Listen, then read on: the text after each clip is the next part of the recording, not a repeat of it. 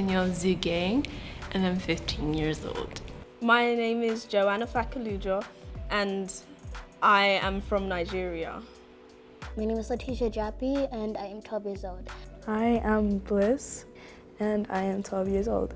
My name is Alen Coco, and I'm 13. My name is Sharon Malacito Bello, and I'm 12 years old. My name is Nia, and I'm 14 years old. My name is Ruth Captron, and I'm 14 years old, 15 in August.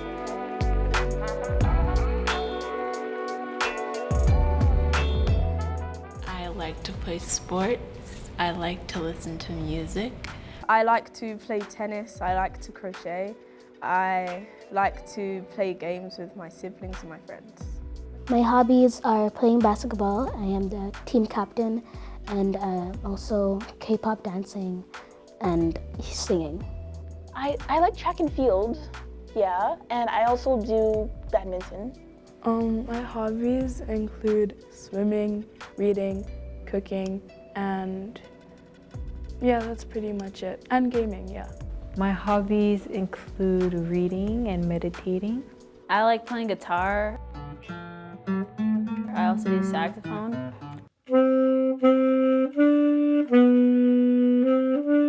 And I like snowboarding. My hobbies are reading, listen to music, draw, write.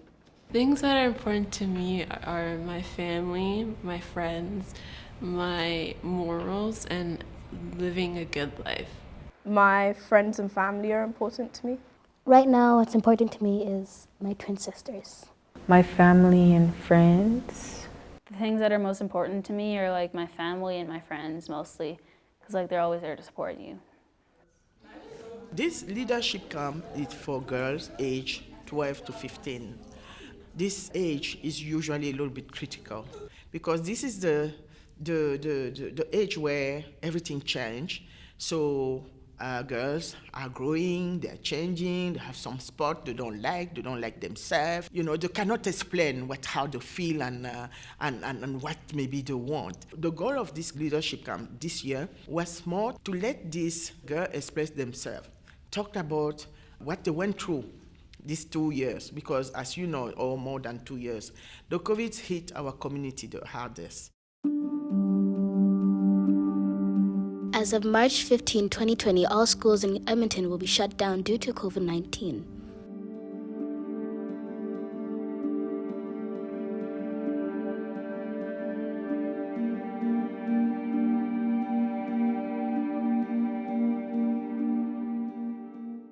When I first found out about COVID, it was kind of crazy because it was like, you know, we were living in a world virus and everything, and it was about to throw out into a pandemic, and I was just like, that's kind of crazy. But at the same time, my first thoughts, obviously at the time, were it's 2 weeks off of school, so you know that's fun and enjoyable, and I wouldn't have to be at school for 2 weeks. I was first aware of COVID when I came back home and my parents were watching the news, and they were talking about how there was a new virus and COVID going around in other countries, and then we spoke about the first cases when it first came to England, because I was in England at the time. I was first aware of COVID when I came back from Africa, Botswana. My friend texted me that there is a new virus going around called Corona, and my first thoughts were that the Earth is finally coming to an end, which is upsetting. My friend was like, hey, there's a virus that has started in like East Asia, and my mom is already so worried even though it's on the other side of the world. And I'm like, ugh, a virus? This is gonna be the bubonic plague all over again. I mean, it wasn't gonna be that extreme because now I've been through it, but I don't know why I overreacted like that. It was just like, it was a random thing for me to say in the moment because that's the only other pandemic I had known of.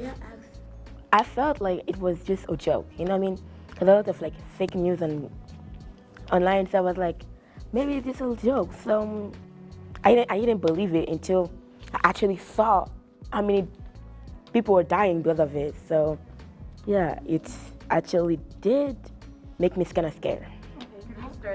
I didn't really think about COVID being like a very serious thing because I thought it would be, I don't know, just like a small thing, kind of like, I don't know, a cold or something.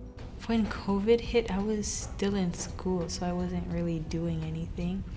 But I was in cadets when COVID hit, so that had to end. I was mostly just wondering how long we were gonna have to stay home for and like isolate.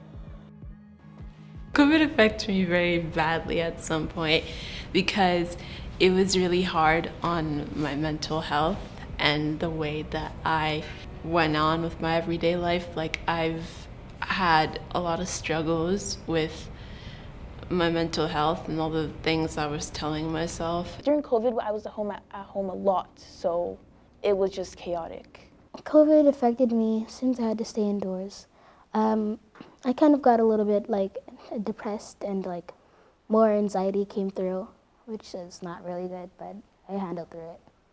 I knew new things about my family that I never knew before, and I started seeing more things about my family that I never actually realized that they had.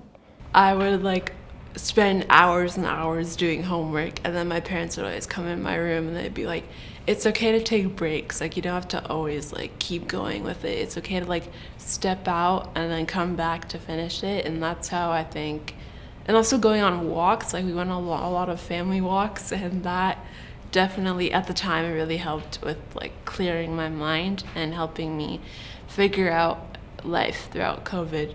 I didn't go outside because my mom was scared of me getting COVID by just sitting next to somebody, so I had to stay inside. It was hot, and it was hard, but it was kind of fun. I did start playing guitar during COVID, and then I started painting and like drawing more art and stuff. And I did end up hanging like a lot of art and stuff around my room too. Online school was so stressful. My marks were starting to drop because working was harder because I had to do everything on my computer, and I didn't like doing that. I prefer working on paper most of the time. I found online schooling fun because I got to wake up later, get ready, and I just went down to my basement to do online school. I could also call my friends before and after school and during school, so it was fun. I did not like online school at all. It was kind of annoying because like the teachers, they had to find new ways to teach, and sometimes it wasn't that effective.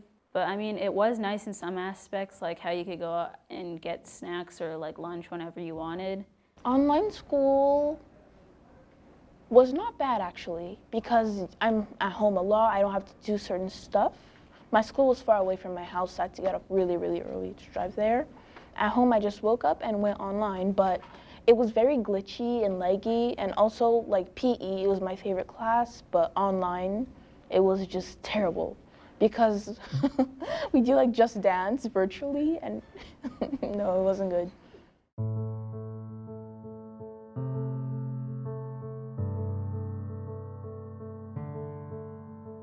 When I heard about the George Floyd thing, yeah, that was really heartbreaking. I mean, I already knew racism was an issue, and I already knew police brutality was an issue. But this George Floyd thing, it somehow sparked a lot of controversy, and now racism and police brutality were being brought to light. I also didn't like the confliction between the Black Lives Matter, the people, the All Lives Matter people, and the White Lives Matter people.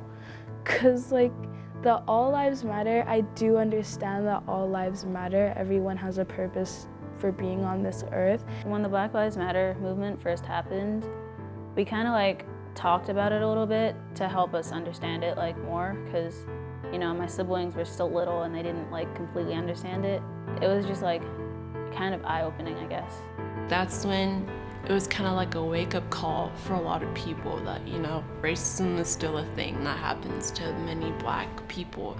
And sadly, with many people that made it to the news, but with others that didn't, people can know that at some points racism is so cruel to the point it can take someone's life. White supremacy, is a thing, and the fact that they just want to add themselves to the minority who's already struggling enough, just like, hey, we matter too, we know you matter, you've always mattered, and you're the reason that, well, some of you are the reason that we're suffering like this, so I don't understand why they're trying to like push it onto the Black Lives Matter supporters. I actually saw a lot of people raising the hand, like raising the flags and like Black Lives Matter things. It was really, I really felt touched, you know what I mean? I did go to one march because like I'm Black, so I want to prove and like give back the rights which have been mostly taken away. I felt frustrated, I suppose, because some people were being so openly ignorant and racist. And then once awareness started coming up, a lot of people didn't even change their attitude. It continued, and if anything, some people even got worse. I was happy to see like how many people actually devoted their time to inform themselves of how this is not just a one-time thing. Like, it's happened so much during history, and more people started to actually figure out how Black culture is and how Black people are treated and how they are treated still to this day. It's made me feel heard and loved as a Black person. We thought it was very important to let them say their own story, how they went through that, all these years, and how they feel now, and then how they think they will be doing. I think this was very important to have them expressing themselves. I learned about being confident, not care about anybody, you know what I mean? Anybody, whatever they say, it's not my business, it's themselves, you know what I mean? It's actually pretty fun. I've made a few new friends, and it's quite enjoyable. I've learned about mindfulness, I've learned about self-care, I've learned about confidence. We've done art projects connected to those topics. It's been quite fun. It taught me how to be confident, stand up for myself, and how to do multiple things like self-care, art. It's actually a really cool community of people, and you get to talk to people who like have similar interests to you or who are like a lot like you. I've learned so many good lessons. Like, I've learned how to be more confident in this group. I've learned how to be more open-minded in this group. I've made new friends in this group, and I think if anybody really wanted to, I think it's a really, really good program to do, because you're just connected with a bunch of other girls who will kind of go a bit through the same questions or wonders as you do. I've learned how to walk confidently. And I've also learned I learned a few art techniques as well. Chigo, chigo, chigo, chigo, crackers, chigo, chigo, bologna, bologna, cheese. I have made quite a few friends, and it's nice getting to know people. And then some of the things we talked about, we've had people come in to like talk about skincare and stuff. We did a tour at the legislature a few weeks ago, and yeah, it was like really cool. I chose to write confident because pretty much we're learning about it, and then we're like trying to become confident, more confident, and caring because I am a caring person. It did make me think about like some stuff about me, you know. I just like had to stop and then think about like how I see myself, you know. That was good. The theme of the paintings we were supposed to do was self-care. So I drew some patterns in the background, just kind of like self-expression patterns, sort of. And then I drew like a silhouette of a Black girl on the side. And then I wrote some words of things that I like in the middle. Can't really see them, but I have them there.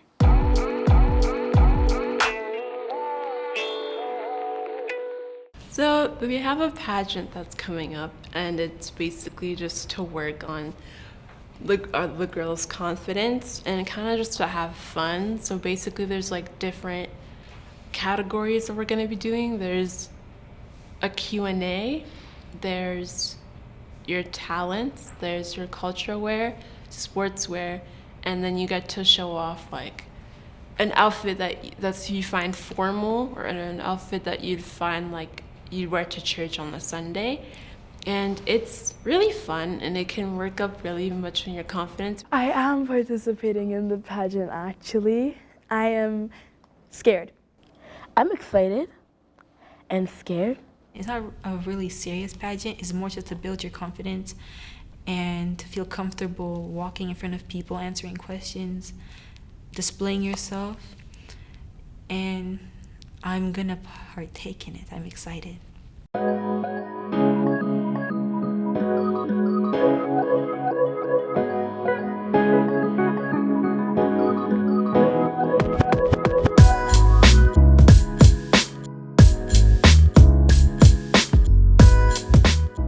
They are beautiful. They are intelligent. What we are trying to do here is just to accompany them and to show them how good they are. So this is what so the goal to sum up of this camp was to let the girls express themselves, be confident, and talk about what matter to them, what are their challenges, also solutions.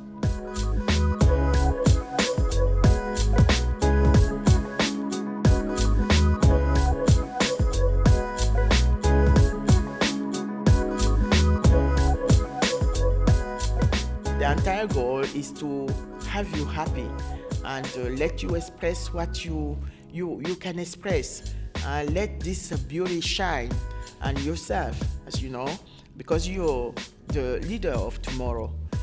So it started like this. You see all these people who are doing some of excellent thing. They also started, they were babies, and then like you, and then they did things, so you can too. This year's 2022 Miss Leadership BCW first runner-up is Bliss.